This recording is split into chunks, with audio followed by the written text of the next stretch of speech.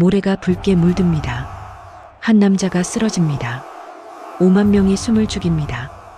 그리고 모든 시선이 한 곳으로 향합니다. 높은 곳, 황금 의자, 그 위에 앉은 한 사람. 황제가 천천히 손을 듭니다. 군중이 울부짖습니다. 살려라. 아니면 죽여라. 그 손가락 하나에 한 인간의 오늘이 끝납니다. 바람이 모래 위를 지납니다. 어디선가 사자의 울음소리가 들립니다. 하늘은 맑고 푸릅니다. 로마는 아름답습니다. 그리고 지금 이 아름다운 도시의 한복판에서 사람이 죽어가고 있습니다. 여러분은 지금 이 장면을 보며 어떤 감정을 느끼십니까? 분노입니까? 공포입니까? 아니면 혹시 조금 흥분됩니까? 부끄러워하실 필요 없습니다. 왜냐하면 2000년 전 로마의 5만 명도 지금 여러분과 똑같은 감정을 느꼈으니까요. 오늘 우리가 열어볼 이야기는 단순한 역사가 아닙니다. 콜로세움 안에서 벌어진 죽음의 쇼, 그리고 그것을 사랑한 인간의 심리. 로마는 왜 죽음을 구경했는가? 이 질문의 끝에서 우리는 우리 자신을 마주하게 됩니다. 이 이야기 끝까지 함께 해주세요. AM153 고전이야기 채널에서는 역사 속 감춰진 진실을 영화처럼 풀어드립니다. 아직 구독 안 하셨다면 지금 바로 구독 버튼을 눌러주세요. 놓치기엔 너무 아까운 이야기들이 여러분을 기다리고 있습니다.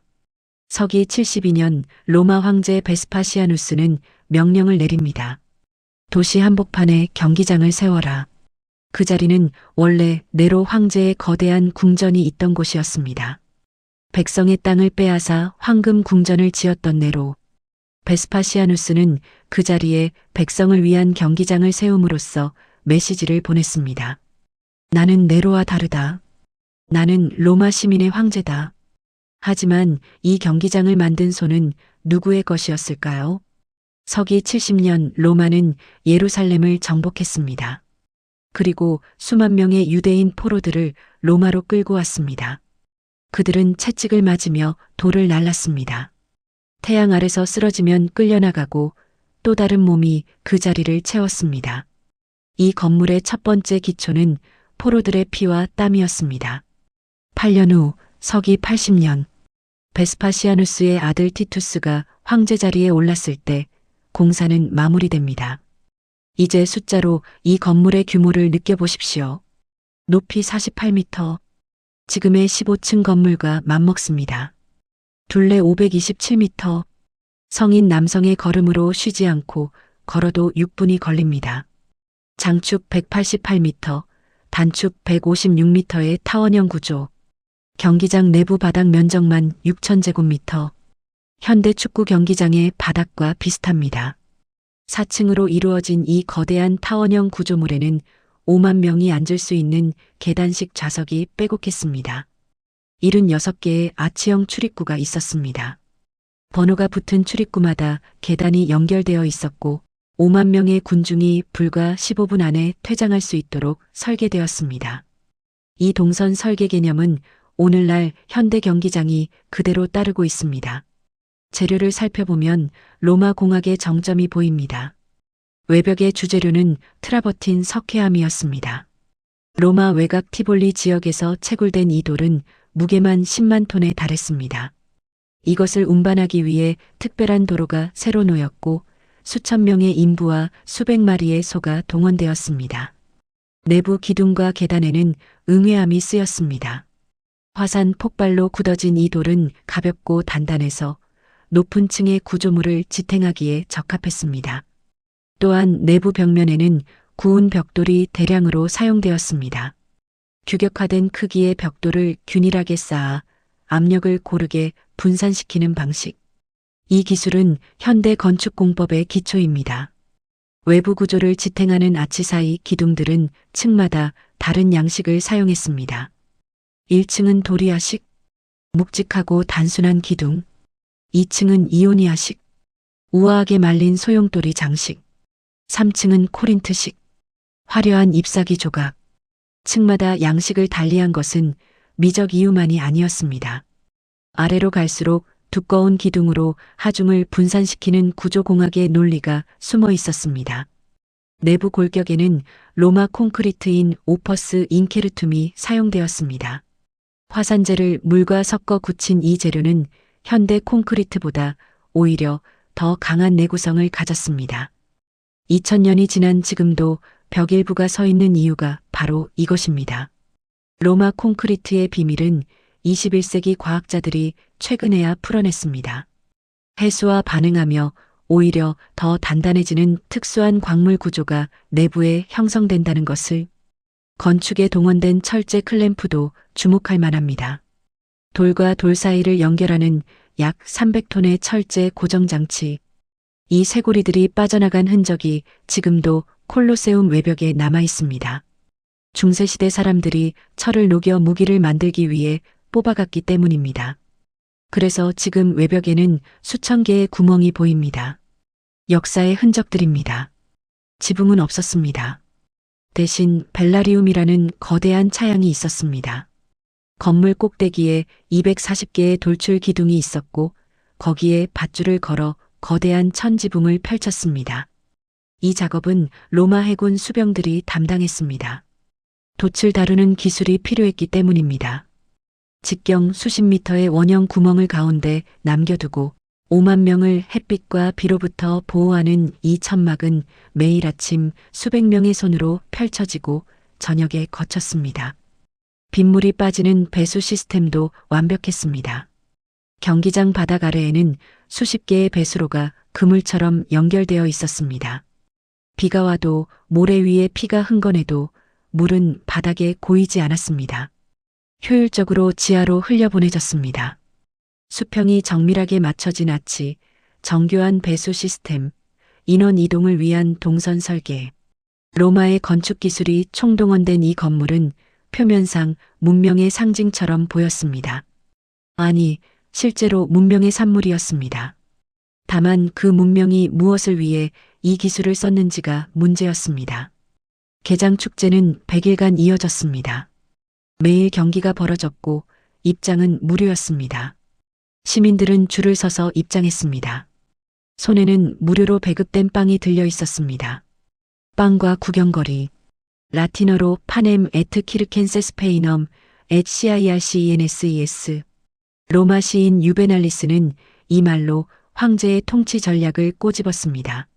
배를 채워주고 눈을 즐겁게 해주면 시민은 권력에 묻지 않는다. 세금이 어디로 가는지, 전쟁이 왜 시작됐는지, 누가 정말 이익을 취하는지, 그 모든 불편한 질문들이 모래 위의 피와 함께 사라졌습니다. 100일 동안 약 9천 마리의 동물이 죽었습니다. 수천 명의 검투사가 싸웠습니다. 그리고 시민들은 박수를 치며 집으로 돌아갔습니다. 황제의 얼굴에는 흡족한 미소가 걸려 있었습니다. 선물은 성공했습니다. 로마 제국이 유지된 비결은 군사력만이 아니었습니다. 가장 강력한 통치 수단은 콜로세움이었습니다. 배고픈 시민은 황제를 의심합니다. 하지만 배부르고 흥분한 시민은 황제를 숭배합니다. 죽음을 구경하게 하는 것, 그것이 제국의 선물이었습니다. 우리는 오랫동안 검투사를 영웅으로 상상해 왔습니다. 근육질의 몸, 빛나는 투구, 칼날 위에서 빛나는 눈빛. 하지만 역사의 기록은 전혀 다른 진실을 말합니다. 검투사가 되는 길은 세 가지였습니다. 첫째, 전쟁포로. 로마가 정복한 땅에서 끌려온 사람들. 게르만족, 갈리아인, 트라키아인. 그들은 고향을 잃고 언어를 빼앗기고 이름마저 바뀌었습니다. 링 위에서 싸울 때 그들의 진짜 이름을 아는 사람은 아무도 없었습니다. 둘째, 노예. 주인의 손에서 팔려온 사람들. 먹이고 훈련시키는 데 드는 비용이 있었기에 노예 출신 검투사는 상업적 자산이었습니다. 죽이기엔 아깝고 살리기엔 값비싼 존재. 그들은 물건처럼 거래되었고 도구처럼 싸웠습니다. 셋째, 사형수. 범죄를 저질러 사형을 선고받은 자들. 그들에게 검투사의 길은 유일한 대안이었습니다. 모래 위에서 이긴다면 조금 더 살 수 있었습니다. 조금 더. 검투사들은 루두스라 불리는 훈련학교에서 생활했습니다. 방은 작고 어두웠습니다. 창문은 하나 혹은 없었습니다. 바닥은 차가운 돌이었고 담요는 얇았습니다. 밤이 되면 쇠사슬 소리가 복도를 채웠습니다. 훈련은 매일 새벽부터 시작됐습니다. 나무로 만든 모조 검으로 찌르고 막는 동작을 수천 번씩 반복했습니다. 아직 날이 밝기 전 횃불 아래서 그림자를 향해 칼을 휘두릅니다. 팔이 빠지도록 아파도 멈출 수 없습니다. 감독관의 채찍이 등 뒤에서 기다리고 있으니까요. 식사는 규칙적이었습니다. 콩, 보리, 올리브유. 잘 먹어야 잘 싸우기 때문입니다. 그들의 몸은 황제의 재산이었으니까요. 흥미로운 기록이 있습니다. 에페소스에서 발굴된 검투사 공동묘지. 뼈를 분석한 결과 그들의 식단은 현대 운동선수의 버금같습니다. 탄수화물 위주의 고칼로리 식사. 부상 치료의 흔적도 발견됐습니다. 어떤 뼈는 골절 후 정교하게 치료된 흔적이 있었습니다. 이것은 검투사가 소중하게 다루어졌다는 의미가 아닙니다. 경기에서 써먹을 수 있을 때까지 유지해야 했다는 의미입니다. 경기 전날 밤 검투사들에게는 특별한 만찬이 주어졌습니다. 구운 고기, 진한 포도주, 로마 최고의 음식들. 시민들은 이 만찬 장소를 직접 찾아와 구경할 수 있었습니다. 구경꾼들은 내일 죽을지도 모르는 사람을 물끄러미 바라보았습니다. 어떤 사람은 말을 걸었습니다. 어떤 사람은 손을 내밀었습니다. 검투사들은 그 손을 잡았을까요? 아니면 외면했을까요? 기록은 침묵합니다. 검투사 중에는 자유인도 있었습니다. 네 번째 종류. 스스로 지원한 자들. 빚을 갚기 위해, 명성을 얻기 위해, 혹은 단순히 다른 선택지가 없어서 자유인이 검투사로 서명하는 것은 법적으로 노예계약에 준했습니다. 서명하는 순간 그는 자신의 몸을 학교 주인에게 맡기게 됩니다. 때릴 수 있고 불태울 수 있고 죽일 수도 있는 자유의지로 선택한 부자유. 그런 선택을 하게 만든 로마 사회가 어떤 곳이었는지를 보여줍니다. 그리고 경기 당일 아침이 밝습니다. 지하의 대기실, 어둡고 축축한 돌방. 갑옷을 입힙니다. 투구를 씌웁니다. 방패를 건넵니다. 손에 쥐어지는 칼의 무게는 약 1kg. 그 무게가 손바닥에 전해지는 순간 심장이 빨라집니다. 위에서 소리가 들립니다. 5만 명의 함성. 발밑이 진동합니다. 콜로세움 전체가 울립니다. 터널을 통해 빛이 들어옵니다. 눈부신 모래사장의 빛. 그 터널 앞에 서면 한 가지 사실을 깨닫습니다. 저 앞에 나가면 돌아오지 못할 수도 있다. 하지만 뒤에서 창을 든 감독관이 밀어냅니다. 한 발, 두 발, 그리고 세 발. 모래가 발 아래서 부드럽게 무너집니다. 5만 개의 눈동자가 일제히 당신을 향합니다. 검투사들은 종류에 따라 나뉘었습니다. 무르밀로는 무거운 투구와 방패를 든 중장 전사. 레티아리우스는 그물과 삼지창으로 싸우는 전사. 그물을 던져 상대를 묶고 삼지창으로 찌르는 방식. 가장 스펙터클하고 가장 위험한 유형이었습니다. 그물 검투사와 중장 검투사가 마주섭니다. 그물이 공중으로 날아오릅니다. 중장 검투사가 방패를 들어막습니다. 그물이 방패에 걸립니다. 그 순간 삼지창이 날아듭니다. 피가 모래 위로 떨어집니다. 상대의 눈을 바라보면 그것도 인간의 눈임을 느낍니다. 어제까지 같은 방에서 자고 같은 밥을 먹던 동료. 오늘은 그를 죽여야 합니다. 싸우기를 거부하는 검투사에게는 뜨거운 쇠막대기가 기다렸습니다. 싸우면 죽을 수도 있었습니다. 거부하면 반드시 죽었습니다. 그래서 그들은 싸웠습니다. 상대가 쓰러집니다. 숨은 붙어 있습니다. 검을 목에 겨누고 눈이 마주칩니다. 그 눈 속에 무엇이 있습니까? 공포입니까? 체념입니까? 아니면 아직 살고 싶다는 빛입니까?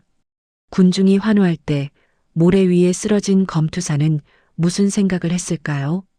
기록은 남아있지 않습니다. 그들의 감정을 쓸 수 있는 사람은 아무도 없었으니까요. 그들의 이름도, 고향도, 사랑했던 사람도 모두 모래 위에 스며들었습니다. 관광객들이 콜로세움을 방문하면 무너진 아치와 푸른 하늘을 배경으로 사진을 찍습니다.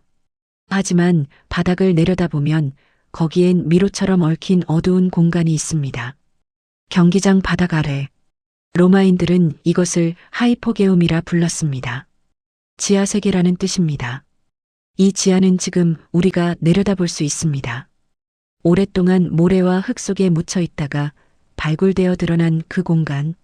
하지만 2000년 전에는 빛이 들어오지 않았습니다. 횃불 하나가 만들어내는 오렌지빛 그림자 속에서 모든 것이 벌어졌습니다. 하이포게움은 2층 구조였습니다.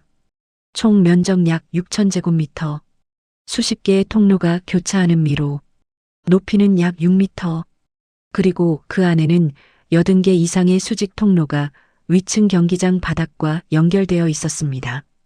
통로의 폭은 성인 2명이 간신히 지나칠 수 있는 너비였습니다. 천장에서는 이슬이 떨어졌습니다. 벽에는 횃불을 꽂는 쇠고리들이 박혀 있었습니다. 횃불 사이사이 어둠이 짙었습니다. 이 공간에서 첫 번째로 느끼는 것은 냄새입니다. 동물의 배설물, 썩어가는 집더미, 피의 냄새, 그리고 무언가 살아있는 것의 숨소리. 북아프리카와 중동에서 배에 실려온 짐승들이 이곳에 있었습니다. 사자, 호랑이, 표범, 콧불소, 아마, 심지어 코끼리까지 로마 제국의 정복지 전역에서 모여든 야생의 힘. 이 짐승들은 철창 안에서 며칠씩 굶겼습니다. 배고프고 공격적인 상태로 경기장에 올려보내기 위해서입니다. 공포는 연출되어야 합니다. 경기 시작 하루 전 짐승들은 철창채로 지하로 내려보내졌습니다. 로마 병사들이 양쪽에서 창을 들고 이동을 감시했습니다. 코끼리 한 마리가 내는 발소리가 지하 통로 전체에 울렸습니다. 짐승들은 낯선 환경에 불안해했습니다. 으르렁거렸습니다. 울부짖었습니다. 철창을 흔들었습니다. 그 소리는 위층 경기장까지 올라왔습니다. 경기가 시작되기도 전에 관중들은 이미 흥분하기 시작했습니다. 하이포게움에는 28개의 수직 승강 장치가 있었습니다. 밧줄과 도르래, 사람의 힘으로 작동하는 이 기계는 수십 킬로그램의 짐승을 순식간에 위층으로 올려보낼 수 있었습니다. 작동 방식을 상상해 보십시오. 철창 안에 굶주린 표범. 바닥이 갑자기 움직이기 시작합니다. 표범이 발버둥칩니다. 철창이 삐걱거립니다. 천천히, 그리고 점점 빠르게. 위로. 경기장 바닥에 함정 문이 열립니다. 눈부신 빛이 쏟아집니다. 그리고 사자가 모래 위로 뛰어오릅니다. 군중은 비명을 지릅니다. 그 비명 안에는 공포와 흥분이 섞여 있었습니다. 사람들은 서로를 붙잡았습니다. 어떤 사람은 눈을 가렸습니다. 그리고 손가락 사이로 내려다보았습니다. 동물만 있는 것이 아니었습니다. 사람도 있었습니다. 경기 당일 아침 사형 선고를 받은 죄인들이 지하로 내려보내졌습니다. 그들에게는 무기가 없었습니다. 어떤 이는 가죽 한 장만 몸에 걸쳤습니다. 어떤 이는 그마저도 없었습니다. 지하 통로를 걸어 올라가는 그 길은 얼마나 길게 느껴졌을까요? 위에서 들리는 군중의 소리, 짐승의 울음소리, 한 걸음 한 걸음 올라갈수록 그 소리가 커집니다. 그리고 빛이 보입니다. 함정 문이 열립니다. 눈부신 모래사장 위에서 맹수가 기다리고 있습니다. 이 처형쇼는 오전에 배치되었습니다. 본 경기인 검투사 대결전, 관객의 입맛을 돋우기 위한 전체 요리처럼 지하에는 또 다른 공간들이 있었습니다. 검투사들이 경기를 기다리는 대기실, 부상당한 검투사를 처치하는 방, 경기가 끝난 후 시신을 처리하는 통로, 사망의 문이라 불리는 출구가 있었습니다. 경기에서 패해 숨진 검투사들은 이 문으로 실려나갔습니다. 5만 명이 박수를 치는 그 소리를 들으며 기록에는 그리스도교 신자들이 이 방식으로 처형된 내용도 있습니다. 하지만 역사가들은 이 부분을 조심스럽게 다룹니다. 과장된 기록과 순교의 신화가 섞여 있기 때문입니다. 분명한 것은 콜로세움의 지하는 죽음의 대기실이었다는 것. 위에서는 사람들이 웃고 먹고 소리쳤습니다.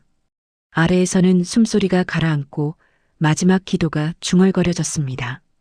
콜로세움의 설계는 천재적이었습니다. 단순히 돌을 쌓은 것이 아닙니다. 공포를 극대화하고 흥분을 관리하며 군중을 통제하는 장치였습니다. 갑자기 나타나는 맹수, 예고 없이 열리는 함정문, 지하에서 올라오는 불꽃과 연기, 모든 것이 계산된 연출이었습니다. 로마인들은 이것을 무네라라 불렀습니다. 의무 혹은 봉헌이라는 뜻. 죽음은 구경거리가 아니라 신에게 바치는 제물이라는 명분이 있었습니다. 명분은 언제나 폭력을 아름답게 포장합니다. 2000년이 지난 지금 지하의 돌들은 말이 없습니다. 하지만 그 침묵 속에서도 무언가가 스며 있는 것 같습니다. 공포, 절망, 그리고 아무도 들어주지 않은 비명. 경기가 절정에 달하는 순간 한 검투사가 모래 위에 쓰러집니다. 숨은 붙어 있습니다. 하지만 더 이상 싸울 수 없습니다.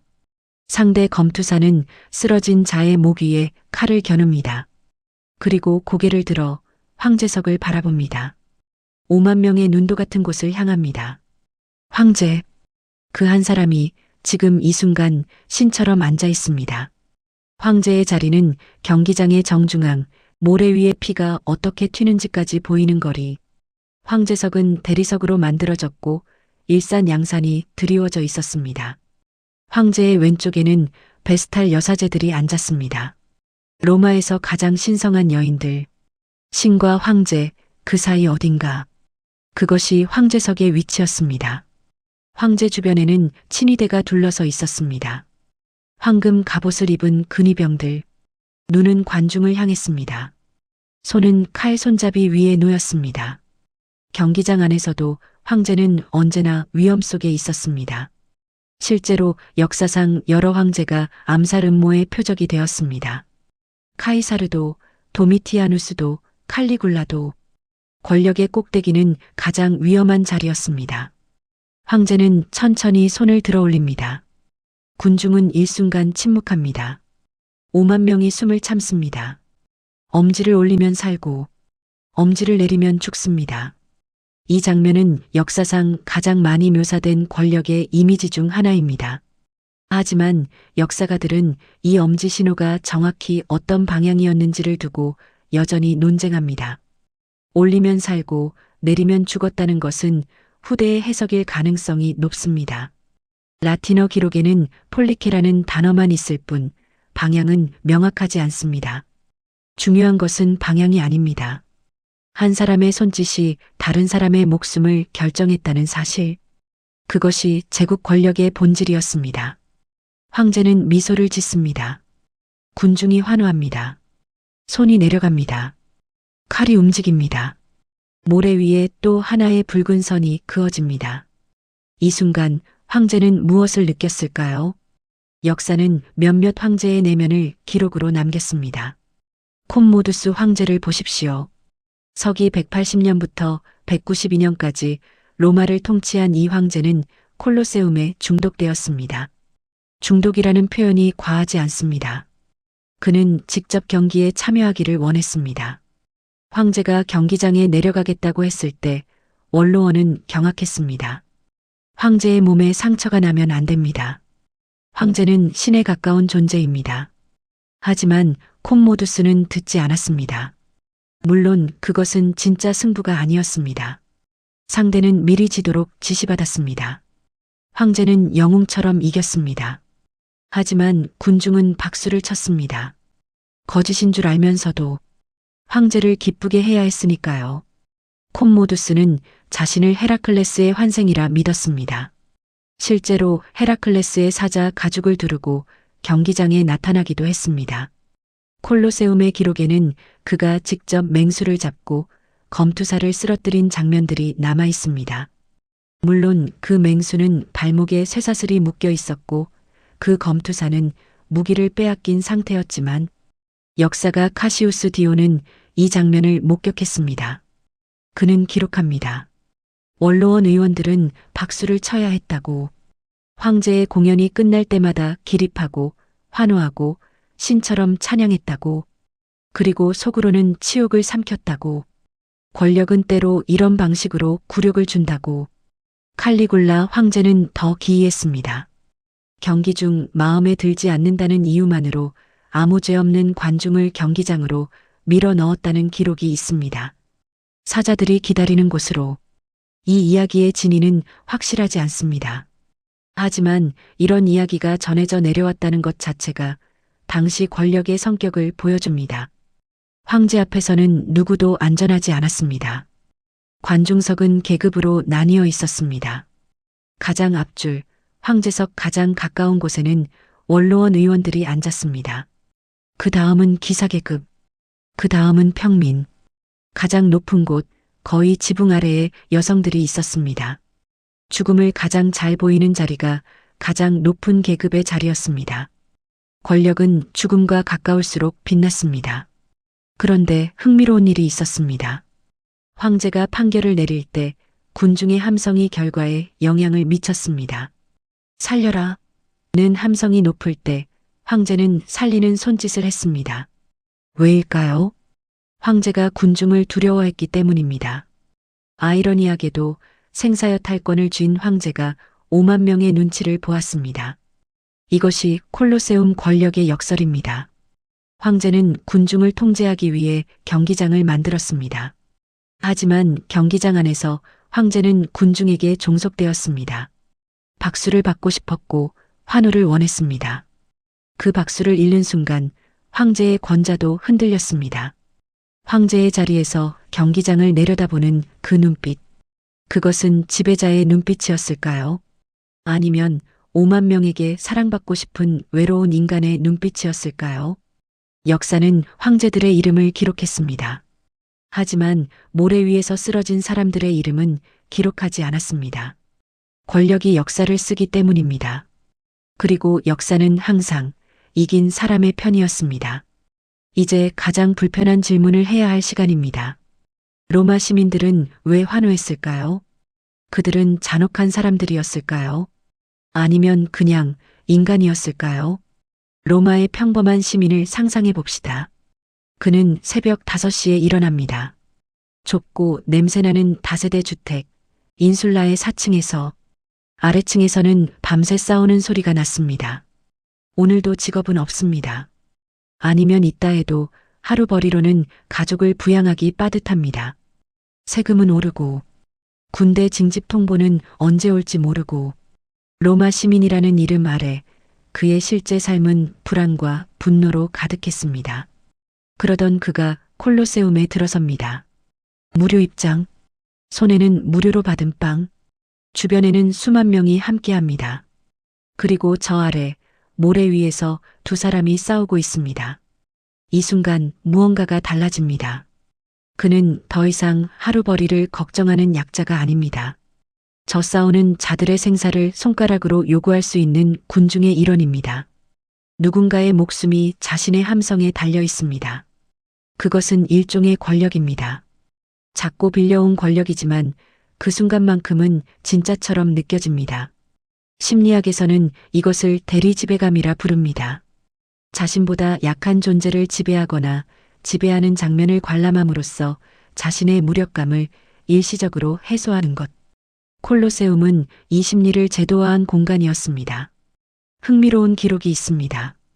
고대 로마의 철학자 세네카는 친구에게 보낸 편지에서 이런 말을 했습니다. 나는 콜로세움 경기를 본 뒤 집으로 돌아왔는데 더 잔혹해진 내 자신을 발견했다. 당대 최고의 지성인도 그 심리를 피할 수 없었습니다. 그는 경기를 보지 말라고 경고했습니다. 하지만 그 자신도 이미 본 뒤였습니다. 그것이 인간입니다. 그리고 또 하나의 심리가 작동합니다. 탈개인화. 군중 속에 있을 때 인간은 개인의 도덕 기준을 내려놓습니다. 모든 사람이 환호하면 나도 환호합니다. 모든 사람이 죽음을 원하면 나도 원합니다. 혼자라면 절대 하지 않을 일을 군중 속에서는 자연스럽게 합니다. 5만 명이라는 숫자는 책임을 희석시켰습니다. 나 혼자 죽인 것이 아닙니다. 모두가 함께 죽인 것입니다. 그리고 가장 핵심적인 심리, 카타르시스. 아리스토텔레스는 비극을 관람함으로써 공포와 연민이 정화된다고 말했습니다. 로마의 군중은 비극 대신 진짜 죽음을 보았습니다. 저 사람이 죽음으로써 내 안의 공포와 분노가 씻겨나가는 것 같은 느낌. 집으로 돌아가는 발걸음이 조금 가벼워지는 것. 이것이 로마 시민들이 콜로세움을 사랑한 진짜 이유였습니다. 잔혹함이 아니라 일상의 고통에서 벗어나고 싶은 욕망. 그것은 2000년 전의 로마에서도 지금 이 시대에서도 다르지 않습니다. 그렇다면 우리는 로마인들을 비난할 수 있을까요? 비난하기 전에 오늘 내가 본 영상을 떠올려 보십시오. 누군가의 실수가 담긴 영상, 누군가의 추락 장면, 누군가의 망신. 그 영상 앞에서 잠깐 멈춰 웃었다면 그 순간 우리는 로마인들과 얼마나 다릅니까? 영원할 것 같았던 로마는 무너졌습니다. 서기 476년 서로마 제국은 게르만 용병 대장 오도아케르에게 마지막 황제를 내줬습니다. 콜로세움의 마지막 검투사 경기는 서기 404년경이었습니다. 황제 호노리우스가 금지령을 내린 뒤부터 링 위의 죽음은 점차 사라졌습니다. 그리스도교가 로마의 국교가 되면서 인간의 죽음을 오락으로 삼는 문화에 제동이 걸린 것입니다. 그 변화의 계기 중 하나로 기록된 이름이 있습니다. 텔레마코스라는 수도사. 서기 404년 1월 1일 이 한 사람이 경기장 안으로 뛰어들었습니다. 싸우던 검투사들 사이에 몸을 던지며 외쳤습니다. 멈춰라. 그리스도의 이름으로. 군중이 돌을 던졌습니다. 텔레마코스는 그 자리에서 숨을 거뒀습니다. 하지만 황제 호노리우스는 이 사건에 충격을 받아 검투사 경기 금지령을 내렸습니다. 역사는 때때로 한 사람의 용기로 바뀝니다. 하지만 건물은 남았습니다. 중세에는 요새로 쓰였습니다. 어떤 시기에는 귀족 가문이 점령했습니다. 지진이 왔고 돌들은 빠져나가 다른 건물을 짓는 데 쓰였습니다. 성 베드로 대성당의 일부도 콜로세움의 돌로 지어졌다는 이야기가 있습니다. 피로 쌓아 올린 돌이 신의 집을 짓는 데 사용된 것입니다. 오늘날 콜로세움은 세계에서 가장 많은 관광객이 찾는 유적지 중 하나입니다. 연간 700만 명 이상. 그들은 사진을 찍고 감탄하고 돌아갑니다. 하지만 이 돌들이 무엇을 목격했는지는 기억하지 못한 채로 무너진 경기장 위로 바람이 지나갑니다. 그 바람 속에서 우리는 무엇을 들어야 할까요? 콜로세움은 사라졌습니다. 아니, 반쯤 남아 있습니다. 그리고 군중의 심리는 완전히 남아 있습니다. 누군가 무너집니다. 우리는 봅니다. 누군가의 실패가 실시간으로 중계됩니다. 우리는 클릭합니다. 누군가의 추락에 댓글이 달립니다. 우리는 읽습니다. 어떤 사람은 씁니다. 모레는 스마트폰 화면으로 바뀌었습니다. 황제의 손가락은 좋아요 버튼이 되었습니다. 5만 명의 군중은 수억 명의 사용자가 되었습니다. 하지만 달라진 것이 하나 있습니다. 로마의 콜로세움에서는 5만 명이 같은 장소에 모여야 했습니다. 지금은 혼자서도 충분합니다. 방 안의 어둠 속에서 작은 화면 앞에서 우리는 혼자 군중이 됩니다. 그리고 혼자이기 때문에 더 깊이 빠져듭니다. 5만 명 속에서는 옆 사람의 눈치라도 보았습니다. 화면 앞에서는 아무도 나를 보지 않습니다. 방식은 달라졌습니다. 하지만 질문은 달라지지 않았습니다.